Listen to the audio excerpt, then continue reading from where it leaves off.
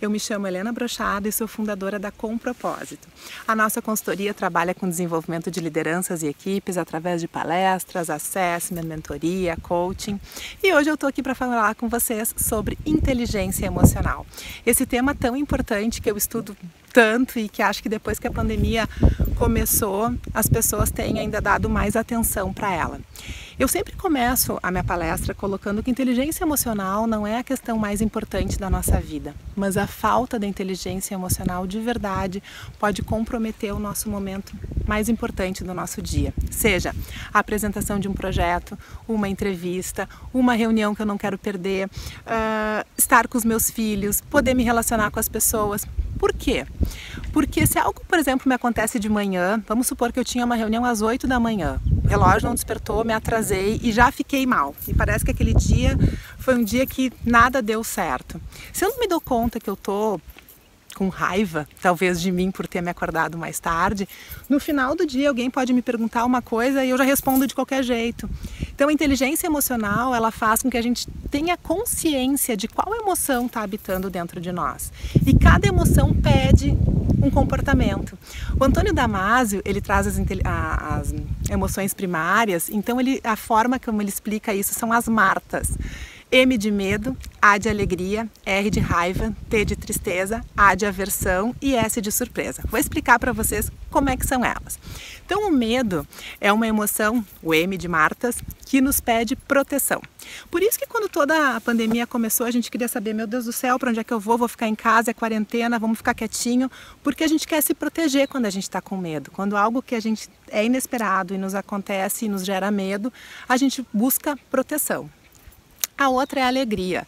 A alegria, o Martas, né? Ela nos pede conexão, ela nos pede estar com pessoas, ela nos pede, inclusive, reprodução, tá? Ele traz que a alegria é uma emoção que pede reprodução.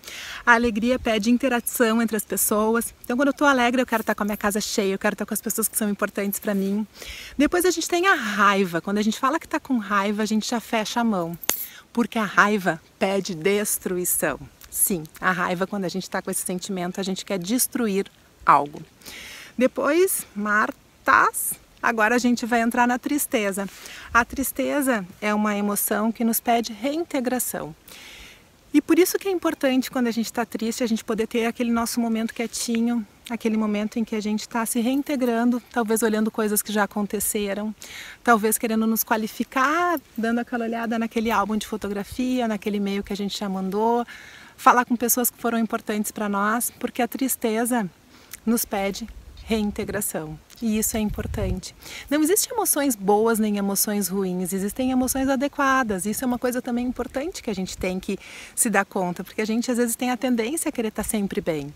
Tem momentos, como na tristeza, que é necessário a gente se dar esse tempo para poder se reintegrar. Eu fiz um vídeo que fala sobre os tempos e as pausas nas estações do ano e que o inverno é uma estação de pausa, uma estação em que as coisas estão se reintegrando para depois vir uma primavera.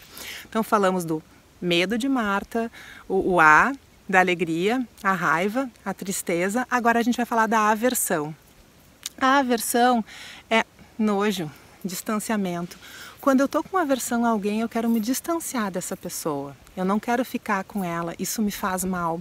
Então eu também ter consciência daquelas pessoas que me geram aversão, que não me geram algo bom, é importante, porque às vezes eu estou tendo aversão de alguém que estruturalmente dentro da empresa onde eu trabalho, dentro do meu ambiente, do meu negócio, ou inclusive dentro da minha família, pode estar me prejudicando essa minha emoção. Então ter clareza da nossa aversão por alguém nos facilita e nos ajuda a lidar melhor com isso.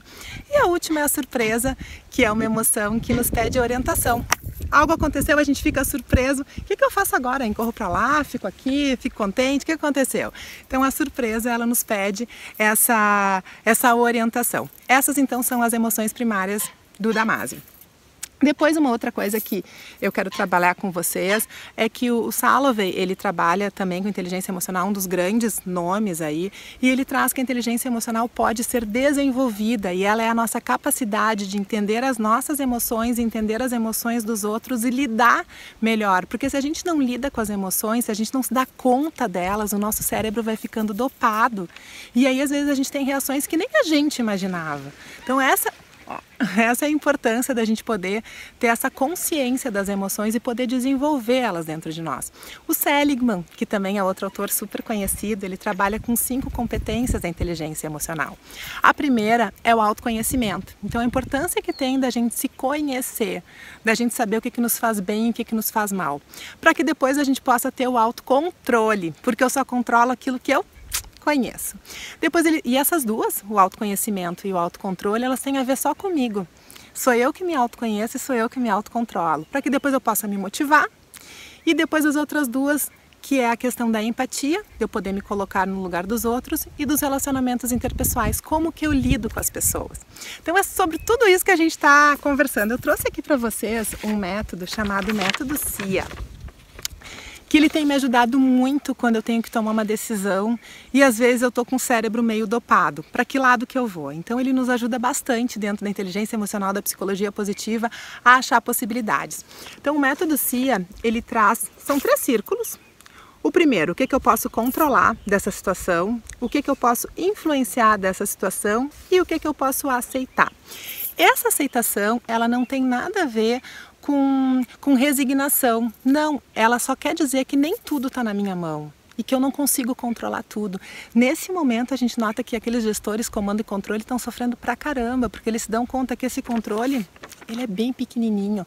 Outro dia eu estava fazendo esse exercício com uma gestora, com uma empresária, e ela disse: "Ai, Helena, para tudo, me dei conta que o meu controle é muito menor do que o que eu imaginava." Sim, o nosso controle ele não é tão grande, mas mesmo dentro da pandemia eu posso controlar a questão da segurança dos meus colaboradores, a minha segurança, como é que as pessoas vão estar interagindo, os horários das reuniões, isso tudo é o nosso controle, isso sim está na nossa mão. O controle remoto da nossa televisão para saber o que eu boto para dentro. E gente, eu boto coisas para dentro de mim através dos 5 sentidos, como o que eu estou cheirando, o que eu estou vendo, que canal que a gente escolhe botar na televisão, que livro que a gente escolhe ler, que jornal que a gente escolhe assistir, pela nossa audição, pelo nosso paladar, pelo nosso tato. Então o tempo inteiro a gente está inspirando coisas. O que eu escolho inspirar, né? Bom, influenciar. Com o tempo a gente se dá conta da importância que tem a influência, porque eu não posso fazer tudo. Porque a questão é que justamente essa, não tenho tudo na minha mão, o controle não é gigante, ele tem um limite. Mas eu posso sim influenciar as pessoas através de uma comunicação clara, através de mostrar para as outras pessoas a importância que tem o trabalho delas, como que a gente vai fazer para lidar melhor com isso. E por último, então, a gente tem essa aceitação. E a aceitação, como eu falei para vocês, ela não é resignação. Ela é uma aceitação de coração. Quando eu sei que eu fiz 100% do meu controle, quando eu tenho consciência que eu fiz 100% da minha influência, não resta espaço para culpa. A culpa é a diferença entre esse 100% do que eu deveria ter feito e o que eu fiz, tanto no controle como na influência. Se eu não fiz o meu 100%, a culpa aparece de um espaço bem grande e aí a aceitação fica com aquele gostinho meio amargo. E outra coisa que eu também quero trabalhar com vocês, dentro desse conceito da gente se conhecer melhor e a gente poder aplicar a inteligência emocional no nosso dia a dia, porque tudo que a gente faz aqui é super prático, é o diálogo interno. O diálogo interno ele acontece o tempo inteiro conosco, ele é automático, mas quanto mais consciência eu tenho desse diálogo interno, se eu parar e sair do piloto automático e pensar no que eu estou pensando agora, antes do que eu estou pensando, no que eu estou sentindo, que emoção está habitando o meu corpo. Por exemplo, se eu acordei de manhã atrasada e eu ainda estou com raiva, daqui a pouco eu vou de verdade estar atingindo com essa raiva pessoas que eu nem gostaria de estar atingindo. Então o diálogo interno é eu me dar conta de qual emoção que eu estou sentindo, que pensamentos e sentimentos essa emoção está gerando em mim.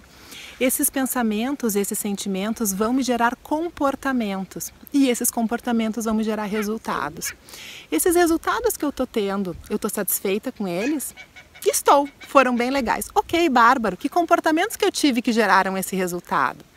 E que pensamentos e sentimentos eu estava... Oi, João! Uma massinha! Que sentimentos e emoções eu estava dentro de mim quando esses resultados aconteceram? Vamos pensar o contrário, vamos pensar então que daqui a pouco eu tive um resultado que eu não gostei.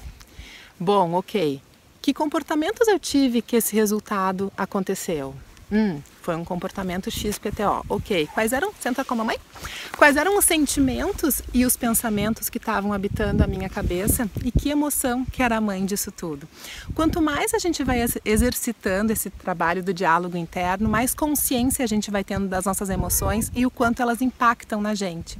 Esse é um exercício que também a gente pode fazer com frequência, tanto quando as coisas deram certo, como também quando as coisas deram errado. E ele nos facilita com que a gente tenha o reconhecimento das nossas emoções, né, meu gurizinho? Então é isso, gente, que eu queria trabalhar com vocês, falar um pouco da emoção, da inteligência emocional. Esse é o João, o meu filhote, né, João? Que está aqui conosco. A gente está passando um pedaço da quarentena aqui na fazenda e eu quis fazer um vídeo usando um pouco aqui do nosso cenário, porque realmente ele é inspirador, ele nos tranquiliza, ele nos ajuda e essa está sendo a forma como a gente está conseguindo lidar. A gente está com todos os nossos treinamentos também online para que facilitem o nosso trabalho. E se vocês quiserem saber mais sobre inteligência emocional, a gente tem uma formação online. Galera do CIE, obrigada pela oportunidade de estar com vocês, dividir um pouco do nosso conhecimento aqui, né, João? A gente escolheu estar aqui na fazenda nesse período da quarentena, para poder também estar com a nossa família, poder conviver com aquelas pessoas que para nós são importantes. E muito obrigada pela oportunidade de estar com vocês. Dá tchau, João!